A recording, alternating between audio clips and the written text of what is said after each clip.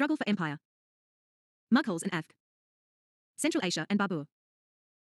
Important changes took place in Central and West Asia during the 15th century. After the disintegration of the Mongol Empire in the 14th century, Timur united Iran and Turan under one rule once again.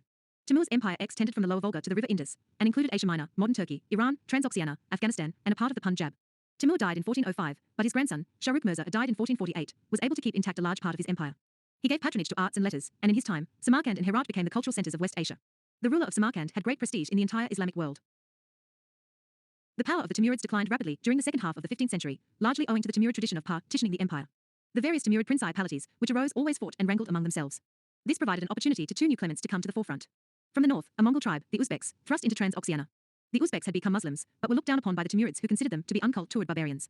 Further to the west, a new dynasty, the Safavid dynasty, began to dominate Iran. The Safavids were descended from an order of saints who traced their ancestry to the Prophet. 1037. Tur 12. In North India too. Hands 1525 to 1555. They supported the Shiite sect among the Muslims, and persecuted those who were not prepared to accept the Shiite tenets. The Uzbeks, on the other hand, were Sunnis. Thus, political conflict between these two elements was embittered by sectarian strife. Further to the west of Iran, the power of the Ottoman Turks was growing. They wanted to dominate Castile Europe, as well as Iraq and Iran. Thus the scene was set for the conflict of three mighty empires in Asia during the 16th century. In 1494, at the young age of 12, Babur succeeded to Fargana, a small state in Transoxiana. Oblivious of the Uzbek danger, the Timurid princes were busy fighting one another. Babur, too, made a bid to conquer Samarkand from his uncle. He won the city twice, but lost it in no time on both the occasions. The second time, the Uzbek chief, Shaibani Khan, was called in to help oust Babur. Shaibana defeated Babur and conquered Samarkand. Soon, he overran the rest of the Timurid kingdoms in the area. This forced Babur to move towards Kabul, which he conquered in 1504. For the next 14 years, Babur kept biding his time for the reconquest of the homeland from the Uzbeks. He tried to enlist the help of his uncle, the ruler of Herat, in the enterprise, but to no avail. Ultimately, Herat, too, was overrun by Shaibani Khan. This led to a direct conflict between the Uzbeks and the Safavids since the 1037. Struggle for empire in North India too. Matta also laid claim to Herat and the surrounding area, which is called Khorasan by contemporary writers. In a famous battle in 1510, Shah Ismail, the Shah of Iran, defeated and killed Shaibani Khan. Babur now made another attempt to recover Samarkand, this time with the help of the Iranian forces. He was duly installed at Samarkand, but chafed under the control of the Iranian generals, who wanted to treat Babur as the governor of an Iranian province rather than as an independent prince. Meanwhile, the Uzbeks recovered rapidly from their defeat. Once again, Babur was ousted from Samarkand and had to return to Kabul. Finally, Shah Ismail himself was defeated by the Ottoman Sultan in 1514, thus leaving the Uzbeks masters of Transoxiana. These developments finally forced Babur to look towards India. Conquest of India. Babur says that from the time he obtained Kabul, 1504, to his victory at Panipat, I had never ceased to think of the conquest of Hindustan. But he had never found a suitable opportunity for undertaking it, hindered as I was sometimes by the apprehensions of my begs, sometimes by the disagreement between my brothers and myself. Like countless earlier invaders from Central Asia, Babur was drawn to India by the lure of its fabulous wealth. India was the land of gold and riches. Babur's ancestor, Timur, had not only carried away a vast treasure and many skillful artisans, who helped him to consolidate his Asian empire and beautify his capital, but also annex some areas in the Punjab. These areas remained in the possession of Timur's successors for several generations. When Babur conquered Afghanistan, he felt that he had a legitimate right to these areas. Another reason why Babur coveted the Punjab Parganas was the meager income of Kabul. The historian Abul Fazl remarks, he, Babur, ruled 1038. 135. Over Badakhshan, Kandahar and Kabul, which did not yield sufficient income for the requirements of the army. In fact, in some of the border territories the expense on controlling the armies and administration was greater than the income. With these meager resources, Babur could not provide well for his begs and kinsmen. He was also apprehensive of an Uzbek attack on Kabul and considered India to be a good place of refuge and a suitable base for operations against the Uzbeks. The political situation in northwest India was suitable for Babur's entry into India. Sikandar Lodi had died in 1517, and Ibrahim Lodi had succeeded him. Ibrahim's efforts to create a large centralized empire had alarmed the Afghan chiefs, as well as the Rajputs. One of the most powerful of the Afghan chiefs was Daulat Khan Lodi, the governor of the Punjab, who was almost an independent ruler. Daulat Khan attempted to console Ayat Ibrahim Lodi by sending his son to his court to pay homage. At the same time, he wanted to strengthen his position by annexing the frontier tracts of Bura, etc. In 1518-19, Babur conquered the powerful fort of Bura. He then sent letters and verbal messages to Daulat Khan and Ibrahim Lodi, asking for the cession of the areas which had belonged to the Turks. But Daulat Khan detained Babur's envoy at Lahore, neither granting him audience nor allowing him to go to Ibrahim Lodi. When Babur returned to Kabul, Daulat Khan expelled his agent from Bura. In 1520-21, Babur once again crossed the Indus, and Kaisali captured Bura and Sialkot, the twin gateways to Hindustan. Lahore also capitulated to him. He might have proceeded further, but for the news of a revolt at Kandahar. He retraced his steps, and after a siege of a year and a half recaptured Kandahar. Thus reassured, Babur was once again able to turn his attention towards 1 India. 1038. 136. It was about this time that Babur received an embassy from Daulat Khan Lodi, led by his son, Dilawar Khan. They invited Babur to India, and suggested that he should displace Ibrahim Lodi since he was a tyrant and enjoyed no support from his nobles. It is probable that a messenger from Rana Sanga arrived at the same time, inviting Babur to invade India. These embassies convinced Babur that the time was ripe for his conquest of the whole of the Punjab, if not of India itself. In 1525, while Babur was at Peshawar, he received the news that Daulat Khan Lodi had changed sides again. He had collected an army of 30,000 to 40,000 men, ousted Babur's men from Sialkot, and was marching on Lahore. At Babur's approach, the army of Daulat Khan melted away. Daulat Khan submitted and was pardoned. Thus, within 3 weeks of crossing the Indus, Babur became the master of the Punjab. The Battle of Panipat, the 20th of April, 1526. A conflict with Ibrahim Lodi, the ruler of Delhi, was inevitable, and Babur prepared for it by marching towards Delhi. Ibrahim Lodi met Babur at Panipat with a force estimated at 100,000 men and 1,000 elephants. Since the Indian armies generally contained large hordes of servants, the fighting men on Ibrahim Lodi's side must have been far less than this figure. Babur had crossed the Indus with a force of 12,000, but this had been swelled by his army in India and a large number of Hindustani nobles and soldiers who joined Babur in the Punjab. Even then, Babur's army was numerically inferior. Babur strengthened his position by resting one wing of his army in the city of Panipat, which had a large number of houses, and protected the other by means of a ditch filled with branches of trees. In front, he lashed together a large number of carts to act as a defending wall. Between two carts, breastworks were erected on which soldiers 1038. Medieval India could rest their guns and fire. Babur calls this device an Ottoman Rumi device, for it had been used by the Ottomans in their famous battle against Shah Ismail of Iran. Babur had also secured the services of 2 Ottoman master gunners, Ustad Ali and Mustafa. The use of gunpowder had been gradually developing in India. Babur says that he used it for the first time in his attacks on the fortress of Bura. Apparently, gunpowder was known in India, but its use became common in North India from the time of Babur's advent. Ibrahim Lodi had no idea of the strongly defended position of Babur. He had apparently expected Babur to fight a mobile mode of warfare, which was usual with the Central Asians, making rapid advance or retreat as the need arose. After skirmishing for 7 or 8 days, Ibrahim Lodi's forces came out for the fateful battle. Seeing the strength of Babur's position, they hesitated. While Ibrahim was still reorganizing his forces, the 2 extreme wings of Babur's army wheeled round and attacked Ibrahim's forces from the side and rear. Babur's gunners used their guns with good effect from the front. But Babur gives a large part of the credit of his victory to his bowmen. Curiously, he makes little reference to Ibrahim's elephants. Apparently, Ibrahim had little time to use them. Despite these early setbacks, Ibrahim Lodi's army fought valiantly. The battle raged for 2 or 3 hours. Ibrahim Lodi fought to the last, with a group of 50 to 60 people around him. It is estimated that besides him, more than 15,000 of his men were killed in the battle. The Battle of Panipat is regarded as one of the decisive battles of Indian history. It broke the back of Lodi power and brought under Babur's control the entire area up to Delhi and Agra.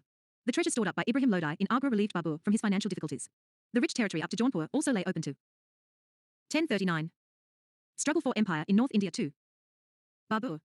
However, Babur had to wage 2 hard-fought battles, one against Rana Sanga of Muir and the other against the eastern Afghans, before could consolidate his hold on this area. Viewed from this angle, the Battle of Panipat was not as decisive in the political field as has been made out. Its real importance lies in the fact that it opened a new phase in the struggle for domination in North India. The difficulties of Babur after his victory at Panipat were manifold. Many of his begs were not prepared for a long campaign in India. With the onset of the hot weather, their misgivings had increased. They were far away from home in a strange and hostile land. Babur tells us that the people of India displayed remarkable hostility, abandoning their villages at the approach of the Mughal armies. Obviously, the memories of Timur's sacking and plundering of the towns and villages were still fresh in their minds. Babur knew that the resources in India alone would enable him to found a strong empire and satisfy his begs.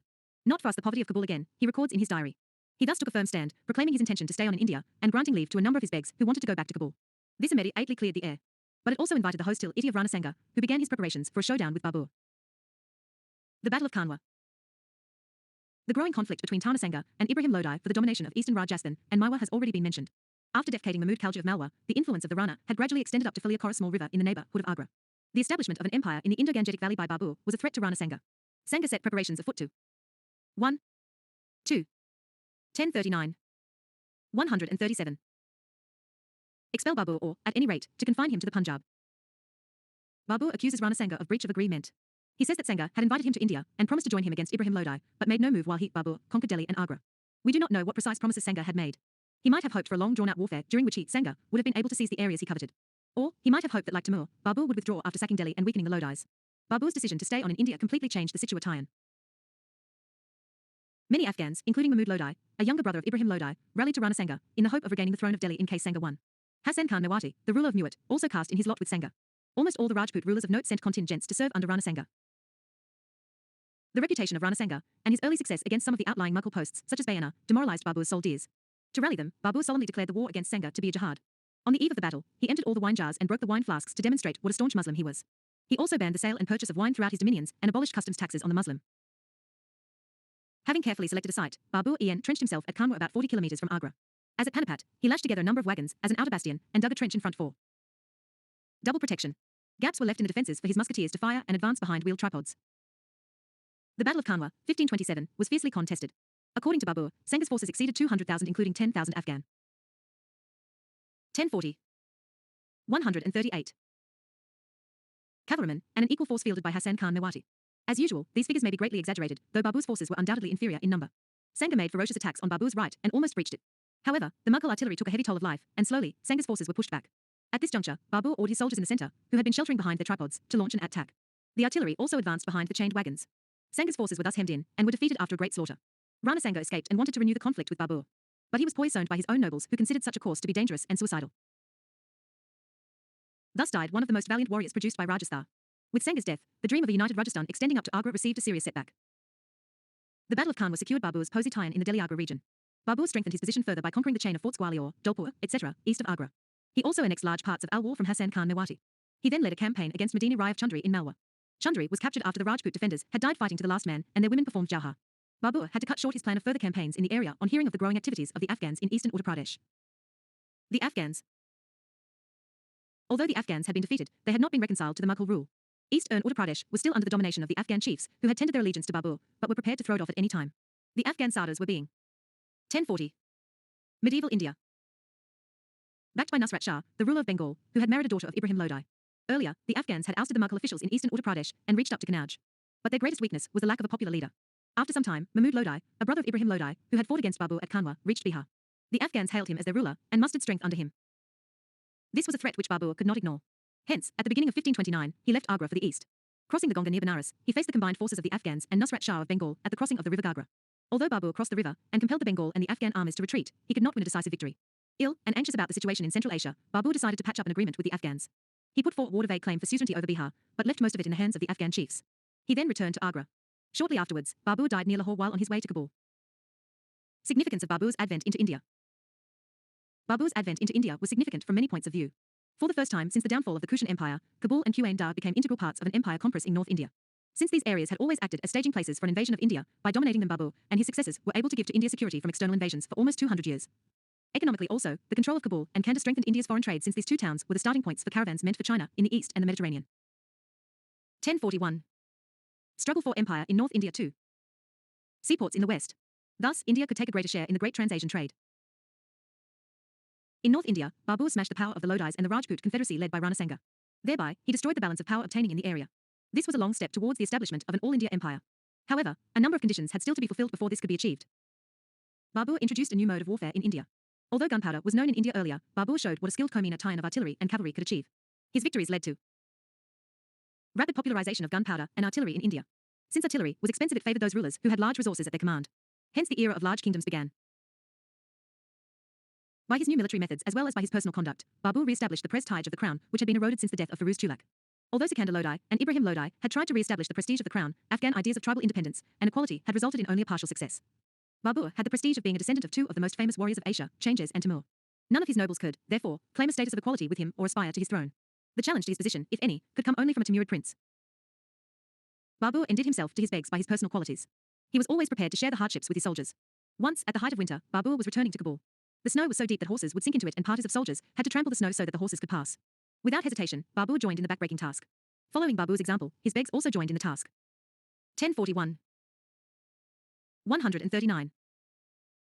Babur was fond of wine and good company, and was a good and merry companion. At the same time, he was a stern disciplinarian and a hard taskmaster. He took good care of his begs, and was prepared to excuse many of their faults as long as they were not disloyal. He was prepared to adopt the same attitude towards his Afghan and Indian nobles. However, he did have a streak of cruelty, probably inherited from his ancestors, for he made towers of skulls from the heads of his opponents on a number of occasions. These, and other instances of personal cruelty, have to be seen in the context of the harsh time in which Babur lived.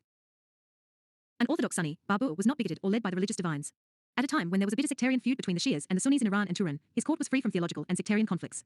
He declared the battle against Sanga a jihad and as some the tide of Ghazi after the victory, but the reasons were clearly political. Though his reign was a period of war, only a few instances can be found of destruction of temples. Babur was deeply learned in Persian and Arabic, and is regarded as one of the two most famous writers in the Turkish language, which was his mother tongue. As a prose writer, he had no equal, and his famous memoirs, the Tuzuk-i Babui, is considered one of the classics of world literature.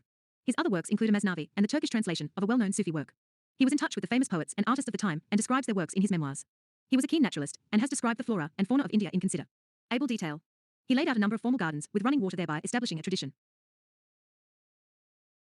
Babur introduced a new concept of the state, which was to be based on the strength and prestige of the crown, absence of religious and 1042. 140. Sectarian bigotry, and the careful fostering of culture and the fine arts. He thus provided a precedent and a direction for his successors. Humayun's conquest of Gujarat and his tussle with Shir Shah. Humayun succeeded Babur in December 1530 at the young age of 23. He had to grapple with a number of problems left behind by Batur. The administration had not yet been consolidated, and the finances were precarious. The Afghans had not been subdued, and were nursing the hope of expelling the Mughals from India. Finally, there was the Timurid legacy of partitioning the empire among all the brothers. Babur had counselled Humayun to deal kindly with his brothers, but had not favoured the partitioning of the infant Mughal empire, which would have been disastrous. When Humayun ascended the throne at AGM, the empire included Kabul and Kandar, while there was loose control over Badakhshan beyond the Hindu Kush mountains. Kabul and Kandar were under the charge of Humayun's younger brother, Kamran. It was only natural that they should remain in his charge. However, Kamran was not satisfied with these poverty-stricken areas. He marched on Lahore and Multan and occupied them. Humayun, who was busy elsewhere and did not want to start a civil war, had little option but to agree. Kamran accepted the suzerainty of Humayun and promised to help him whenever necessary. Kamran's action created the apprehension that the other brothers of Humayun might also follow the same path whenever an opportunity arose. However, the granting of the Punjab and Multan to Kamran had the immediate advantage that Humayun was free to devote his attention to the eastern parts without having to bother about his western frontier. Apart from these, Humayun had to deal with the rapid growth of the power of the Afghans in 1042. Medieval India. The east and the growing power and sweep of Bahadur Shah, the ruler of Gujarat. At the outset, Humayun was inclined to consider the Afghan danger to be the more serious of the two. In 1532, at a place called Dora, he defeated the Afghan forces which had conquered Bihar and overrun Jaunpur in eastern Uttar Pradesh. After this success, Humayun besieged Chunar. This full fort commanded the land and the river route between Agra and the east, and was known as the gateway of eastern India. It had recently come in the possession of an Afghan Sardar, Shia Khan, who had become the most powerful of the Afghan Sardars. After the siege of Chunar had gone on for 4 months, Shia Khan persuaded Humayun to allow him to retain possession of the fort. In return, he promised to be loyal to the Mughals and sent one of his sons to Humayun as a hostage.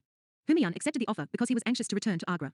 The rapid increase in the power of Bahadur Shah of Gujarat and his activities in the areas bordering Agra had alarmed him.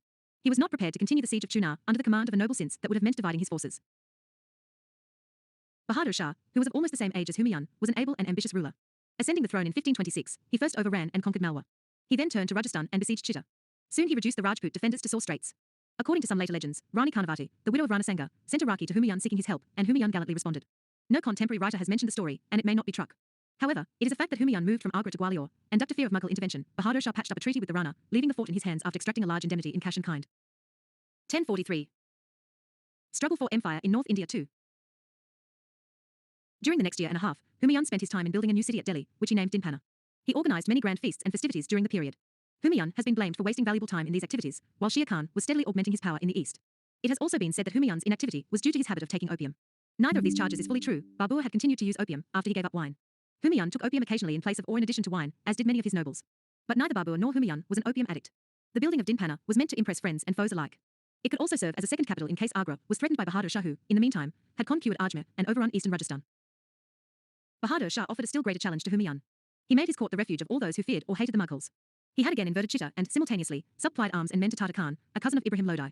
Tata Khan was to invade Agra, with a force of 40,000 while diversions were to be made in the north and the east. Humayun easily defeated the challenge posed by Tata Khan.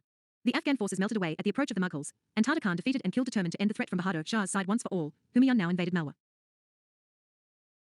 In the struggle which followed, Humayun showed considerable military skill, and remarkably Pasunal Bahadur Shah did not dare face the Mughals. St abandoned Chitta, which he had captured, and his fortified camp, and fled to Mandu after spiking his guns, but leaving behind all his rich equipage. Humayun was hot on his heels. He invested the fortress of Mandu and captured it without much opposition.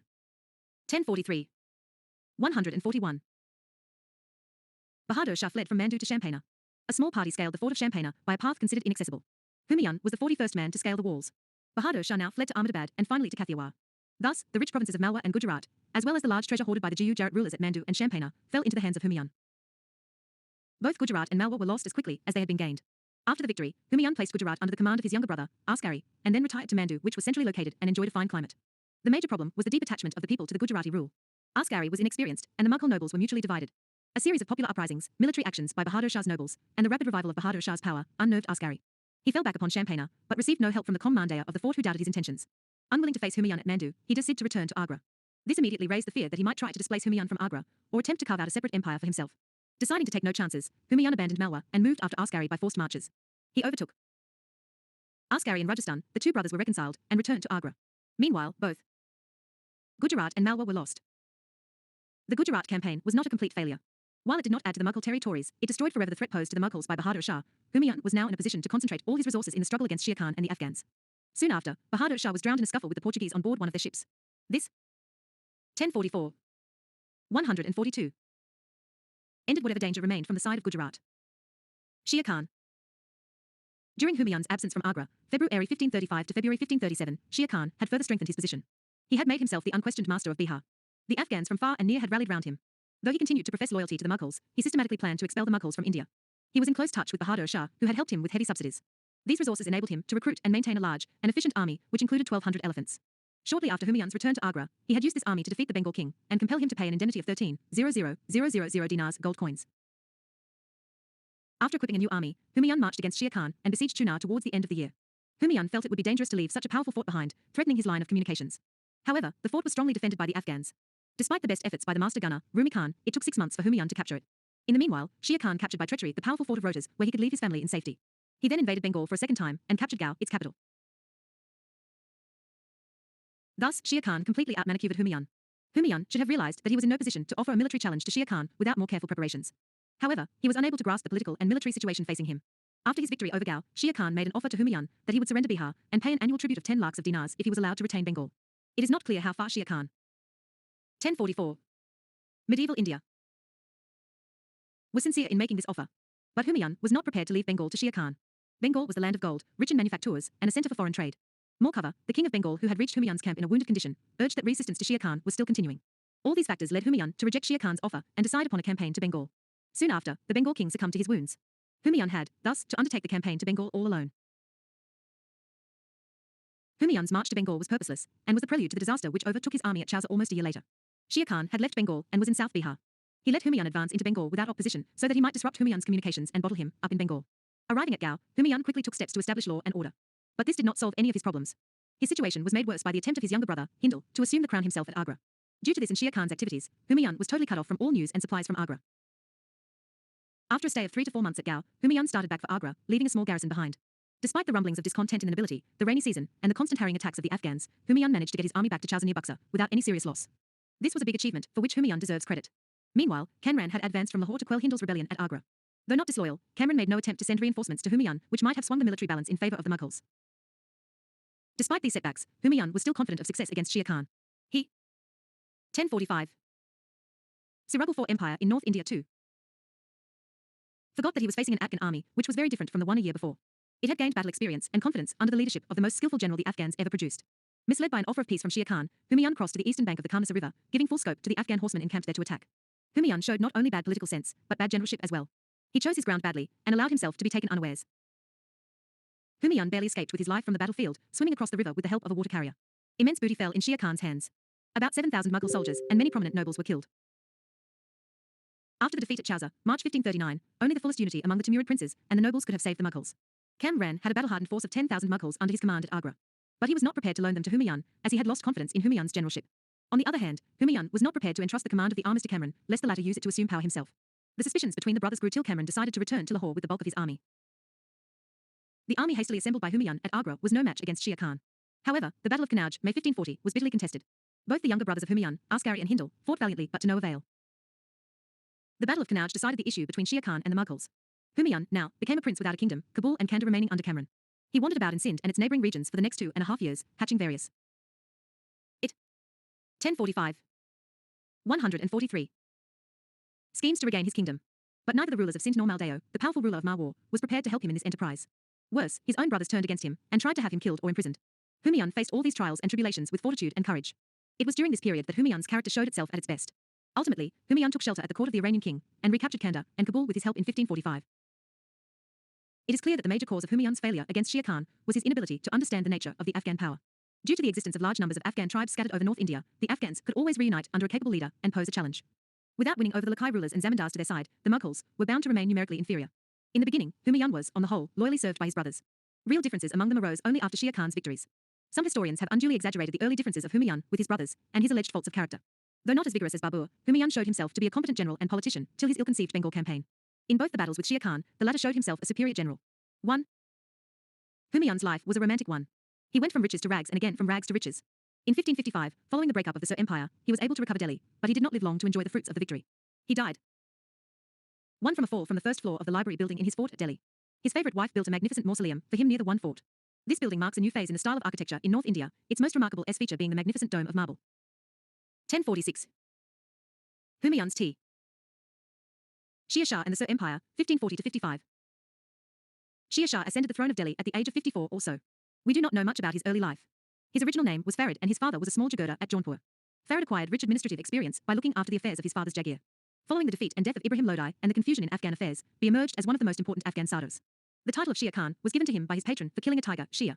Soon, Sher Khan emerged as the right hand of the ruler of Bihar and its master in all but name. This was before the death of Babur. The rise of Sher Khan to prominence was, thus, not sudden. 1046. Tomb, Delhi. As a ruler, Sher Shah ruled the mightiest empire which had come into existence in North India since the time of Muhammad bin Tulak. His empire extended from Bengal to the Indus, excluding Kashmir. In the west, he conquered Malwa and almost the entire Rajasthan. Malwa was then in a weak and distracted condition and in no position to offer any resistance. But the situation in Rajasthan was different. Maldeo, the ruler of Marwar who had ascended the Gadi in 1532, had rapidly brought the whole of western and northern Rajasthan under his control. He further expanded his territories during Humayun's conflict with Sher Shah. With the help of the bodies of Jayzama, he conquered Ajmer. In his career of conquest he came into 1046. 146. Conflict with the rulers of the area, including Muir. His latest act had been the conquest of Bikaner. In the course of the conflict, the Bikaner ruler was killed after a gallant resistance. His sons, Kalyan Das and Bim, sought shelter at the court of Sher Shah. Many others, including his relation, Byram Dio of Mehta, whom Maldeo had dispossessed from his Jagier, also repaired to Sher Shah's court. Thus, the situation facing Rana Sanga and Babur was repeated. Malko's attempt to create a large centralized state in Rajasthan under his aegis was bound to be regarded as a threat by the ruler of Delhi and Agra. It was believed that Maldeo had an army of 50,000. However, there is no evidence that Maldeo coveted Delhi or Agra. Now, as before, the bone of contention between the two was the domination of the strategically important eastern Rajasthan. The Rajput and Afghan forces clashed at Samal, 1544, between Ajmer and Jodhpur. After waiting for about a month, Maldeo suddenly withdrew towards Jodhpur. According to contemporary writers, this was due to a clever stratagem on the part of Sher Shah. He had dropped some letters addressed to the Rajput commanders near Maldeo's camp, in order to sow doubt in his mind about their loyalty. The ruse worked, Maldeo seeing his mistake when it was too late. Some Rajput Sardars refused to retreat. With a small force of about 10,000 they vigorously attacked Sher Shah's centre and created confusion in his army. Soon, superior number and Afghan gunfire halted the Rajput charge and led to their defeat. The Battle of Samal sealed the fate of Rajasthan. Sher Shah now besieged and conquered Ajmer and Jodhpur, forcing Maldeo into the desert. He then turned towards Muir. The Rana was in no position to resist, and sent the keys of Chitta to Sher Shah, who set up his outpost up to Mount Abu. 1047. Medieval India. Thus, in a brief period of 10 months, Sher Shah overran almost the entire Rajasthan. His last campaign was against Kalanjar, a strong fort that was the key to Bundelkhand. During the siege, a gun burst and severely injured Sher Shah. He died 1545 after he heard that the fort had been captured. Sher Shah was succeeded by his second son, Islam Shah, who ruled till 1553. Islam Shah was a capable ruler and general, but most of his energies were occupied with the rebellions raised by his brothers, and with tribal feuds among the Afghans. These and the ever-present fear of a renewed Mughal invasion prevented Islam Shah from attempting to expand his empire. His death at a young age led to a civil war among his successors. This provided Humayun the opportunity he had been seeking for recovering his empire in India. In two hotly contested battles in 1555, he defeated the Afghans and recovered Delhi and Agra. Contribution of Sher Shah.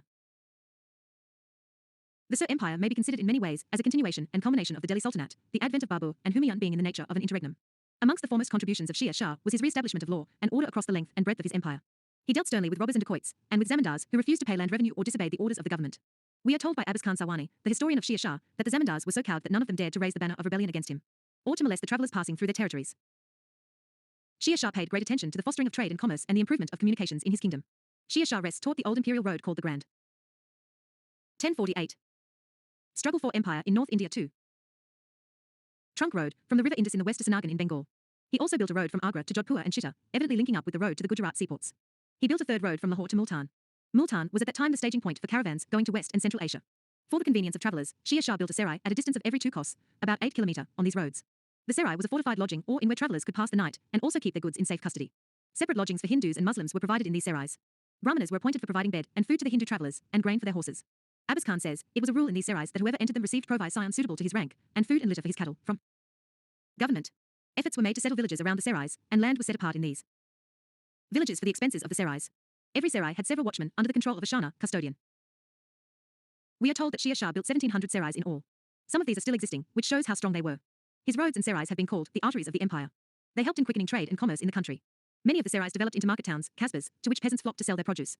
The serais were also used as stages for the news service or dakchaki. The organization of these dakchakis has been described in an earlier chapter. By means of these, Sher Shah kept himself informed of the developments in his vast empire. Sher Shah also introduced other reforms to promote the growth of trade and commerce. In his entire empire, goods paid customs duty only at 2 places. Goods produced in Bengal or imported from outside paid customs duty at the border of Bengal and Bihar at Sikrigali, and 1048. 147. Goods coming from West and Central Asia paid customs duty at the Indus. No one was allowed to levy customs at roads, ferries or towns anywhere else. The duty was paid a second time at the time of sale. Sher Shah directed his governors and emirs to compel the people to treat merchants and travellers well in every way, and not to harm them at all. If a merchant died, they were not to seize his goods as if they were unowned. Sher Shah enjoined upon them the dictum of Sheikh Nizami: if a merchant should die in your country, it is a perfidy to lay hands on his property. Sher Shah made the local village headmen, muqad dams, and zamindars responsible for any loss that the merchant suffered on the roads. If the goods were stolen, the muqaddams and the zamindars had to produce them, or to point out the haunts of the thieves or highway robbers, failing which they had to undergo the punishment meant for thieves and robbers. The same law was applied in cases of murders on the roads. It was a barbarous law to make the innocent responsible for the wicked, but it seems to have been effective. In the picturesque language of Abbas Sawani, a decrepit old woman might place a basketful of gold ornaments on her head and go on a journey, and no thief or robber would come near her for fear of the punishment which Sher Shah inflicted. The currency reforms of Shia Shah also helped in the growth of commerce and handicrafts. He struck fine coins of gold, silver and copper of uniform standard in place of the debased coins of mixed metal. His silver rupee was so well executed that it remained a standard coin for centuries after him. His attempt to fix standard weights and measures all over the empire were also helpful for trade and commerce. Shia Shah did not make many changes in the administrative divisions prevailing since the Sultanate period. A number of villages comprised a 1048, 148 Pargana. The Pargana was under the charge of the Shikdar, who looked after law and order and general administration, and the Munsif or Emil, who looked after the collection of land revenue. Accounts were maintained both in Persian and the local languages Hindavi. Above the Pargana was the Sheikh or Sarkar under the charge of the Shikdar Shadaran and a Munsif Munsifan. It seems that only the designations of the officers were new since both Pargana and Sarkar were units of administration in the earlier period also. A number of Sarkars were grouped into provinces, but we do not know much about the pattern of provincial administration in Shia Shah's time. It seems that the provincial governors were all powerful in some areas. In some areas such as Bengal, real power remained in the hands of tribal chiefs, and the governor exercised only a loose control over them. Shia Shah apparently continued the central machinery of administration, which had been developed during the Sultanate period. However, we do not have much information about it. Shia Shah did not favor leaving too much authority in the hands of ministers. He worked exceedingly hard, devoting himself to the affairs of the state from early morning to late at night. He also toured the country constantly to know the condition of the people. But no single individual, however hardworking, could look after all the affairs of a vast country like India. Shia Shah's excessive centralization of authority in his hands was a source of weakness, and its harmful effects became apparent when a masterful sovereign like him ceased to sit on the throne. Shia Shah paid special attention to the land revenue system, the army and justice. Having administered his father's Jagiir for a number of years, and then as the virtual ruler of Bihar, Shia Shah knew the working of the land revenue system at all levels. With the help of a capable team of administrators, he toned up the entire system. 1049. Medieval India. The produce of land was no longer to be based on guesswork, or by dividing the crops in the fields or on the threshing floor. Shia Shah insisted on measurement of the sown land. A crop rate, called ray, was drawn up, laying down the state's share of the different types of crops. This could then be converted into cash on the basis of the prevailing market rates in different areas. The share of the state was 1/3 of the produce. The lands were divided into good, bad and mid-dealing. Their average produce was computed, and 1/3 of it became the share of the state. The peasants were given the option of paying in cash or kind, though the state preferred cash. The area sown, the type of crops cultivated, and the amount each peasant had to pay was written down on a paper called patta, and each peasant was informed of it. No one was allowed to charge from the peasants anything extra. Even the rates which the members of the measuring party were to get for their work were laid down. In order to guard against famine and other natural calamities, a cess at the rate of 2.5 seers per biga was also levied. Shia Shah was very solicitous for the welfare of the peasantry. He used to say, the cultivators are blameless, they submit to those in power, and if I oppress them they will abandon their villages, and the country will be ruined and deserted, and it will be a long time before it again becomes prosperous. Since there was plenty of land available for cultivation in those days, the desertion of villages by the peasants in case of opposition was a real threat, and helped in putting a limit on the exploitation of the peasants by the rulers. Shia Shah set up a strong army in order to administer his vast empire. He dispensed with tribal levies under tribal chiefs, and recruited soldiers directly, after verifying their character. Every soldier had his descriptive role, chera, recorded, and his horse branded with the imperial sign so that horses of inferior quality may not be. 1049. Struggle for empire in North India too. Substituted. Shia Shah seems to have borrowed the system, known as the Dar branding system TEM, from the military reforms of the Lord Khalju. The strength of Shia Shah's personal army is put at 150,000 cavalry and 25,000 infantry armed with matchlocks or bows, 5,000 elephants, and a park of artillery. He set up cantonments in different parts of the empire, and a strong garrison was posted in each of them.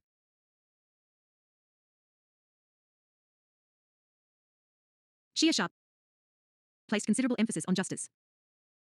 He used to say, justice is the most excellent of religious rights, and it is approved alike by the king of infidels and of the faithful. He did not spare oppressors whether they were high nobles, men of his own tribe, or near lions. Causes were appointed at different places for justice, but, as before, the village panchayats and zamindars also dealt with civil and criminal cases at the local level. A big step forward in the dispensation of justice was, however, taken by Shah's son and 1050. 149. Successor, Islam Shah. Islam Shah codified the laws, thus doing away with the necessity of depending on a special set of people who could interpret the Islamic law. Islam Shah also tried to curb the powers and privileges of the nobles, and to pay cash salaries to soldiers. But most of the regulations disappeared with his death. There is no doubt that Shia Shah was a remarkable figure. He established a sound system of administration in his brissy reign of 5 years. He was also a great builder. The tomb which he built for himself at Sasaram during his lifetime is regarded as one of the masterpieces of architecture. It is considered as a culmination of the Kalia style of architecture, and a starting point for the new style which developed later. Shia Shah also built a new city on the barrack of the Yamuna near Delhi. The sole survivor of this is the old fort, Purana Kila, and the fine mosque within it. Tomb, Sasaran. 1050, Purana Kila, Delhi. Shia Shah also patronized the learned men. Some of the finest works in Hindi, such as the Padmavat of Malik Muhammad Jaisi, were completed during his reign. Shia Shah was not a bigot in the religious sphere, as is evident from his social and economic policy. Neither Islam Shah nor he depended on the ulama, though they respected them a great deal. Religious slogans were sometimes used to justify political actions. The treacherous murder of Puran Mal and his associates after he had vacated the fort of Raisen in Malwa on the basis. 1051, the view of the gateway of a binding oath is one such example. The theologians ruled that no faith need be kept with an infidel, and that Puran Mal had oppressed Muslim men and women. Shia Shah did not, however, initiate any new liberal policies. Jizya continued to be collected from the Hindus, while his nobility was drawn almost exclusively from the Afghans. Thus, the state under the Sirs remained an Afghan institution based on race and tribe. A fundamental change came about only with the emergence of Akbar.